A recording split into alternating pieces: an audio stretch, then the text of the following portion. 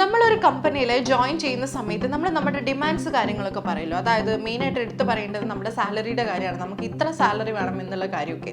അപ്പോൾ ചില കമ്പനീസ് അപ്പോൾ തന്നെ എഗ്രി ചെയ്തിട്ട് നമ്മുടെ സാലറിക്കൊക്കെ ഓക്കെ ആയിരിക്കും. എന്നാൽ ചില കമ്പനി നമ്മളോട് പറയും നിങ്ങൾക്ക് ഇപ്പോൾ അത്ര സാലറി ഒന്നും തരാൻ പറ്റില്ല, 3 months അല്ലെങ്കിൽ 6 months കഴിഞ്ഞിട്ട് നിങ്ങളുടെ വർക്ക് പെർഫോമൻസ് ഒക്കെ നോക്കിയിട്ട് നമുക്ക് സാലറി ഇൻക്രിമെൻ്റ് ഒക്കെ തീരുമാനിക്കാം എന്നുള്ള കാര്യം.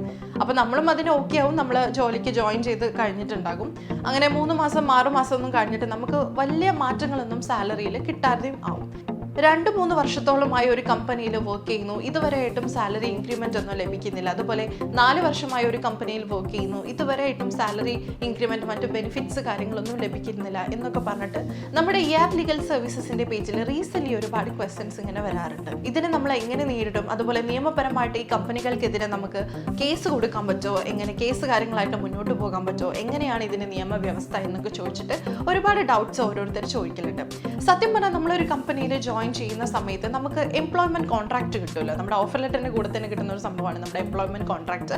നമുക്ക് കിട്ടേണ്ട ബെനിഫിറ്റ്സ് കാര്യങ്ങൾ, അതുപോലെ കമ്പനി ഓഫർ ചെയ്യുന്ന കാര്യങ്ങളെല്ലാം ഈ എംപ്ലോയ്മെന്റ് കോൺട്രാക്റ്റിൽ രേഖപ്പെടുത്തിയിട്ടുണ്ടാകും. നമ്മുടെ ആനുവൽ ലീവിന്റെ കാര്യം, അതുപോലെ നമുക്ക് ലഭിക്കേണ്ട സാലറി, മറ്റ് ഇൻക്രിമെന്റ്, ബാക്കിയുള്ള ബെനിഫിറ്റ്സ് എല്ലാം ഈ എംപ്ലോയ്മെന്റ് കോൺട്രാക്റ്റിൽ ഉണ്ടെങ്കിൽ നമുക്ക് ഇങ്ങനെ 6 മാസം അല്ലെങ്കിൽ 1 year അല്ലെങ്കിൽ 2 year ഒക്കെ കഴിഞ്ഞിട്ട് നമുക്ക് സാലറി ഇൻക്രിമെന്റ് ഒന്നും ലഭിക്കുന്നില്ലെങ്കിൽ തീർച്ചയായും നമുക്ക് എമോചാരിയിൽ നമുക്ക് കേസുമായിട്ട് മുന്നോട്ട് പോകാനുള്ള ഓപ്ഷൻ ഉണ്ട്. എന്നാൽ കമ്പനി നൽകിയിട്ടുള്ള കോൺട്രാക്റ്റിൽ ഇങ്ങനെയുള്ള കാര്യങ്ങളൊന്നും സൂചിപ്പിച്ചിട്ടില്ല എന്നുണ്ടെങ്കിൽ തീർച്ചയായിട്ടും നമുക്ക് കേസ് കാര്യങ്ങളായിട്ടും, അതായത് നിയമപരമായിട്ട് മുന്നോട്ട് പോകാനുള്ള ഒരു ഓപ്ഷനും ഇല്ല എന്നുള്ള കാര്യമാണ് പറയുന്നത്. അപ്പോൾ നമ്മളൊരു കമ്പനിയിൽ ജോയിൻ ചെയ്തതിന് ശേഷം നമുക്ക് ലഭിക്കുന്ന എംപ്ലോയ്മെന്റ് കോൺട്രാക്ട്സ് എല്ലാം വായിച്ച് നോക്കിയിട്ട് മുഴുവനായിട്ട് നമുക്ക് ബോധ്യപ്പെട്ടിട്ടുണ്ടെങ്കിൽ മാത്രം ഈ എംപ്ലോയ്മെന്റ് കോൺട്രാക്റ്റിൽ സൈൻ ചെയ്ത് ജോലി കാര്യങ്ങളായിട്ട് മുന്നോട്ട് പോകുന്നതാണ് നല്ലത്.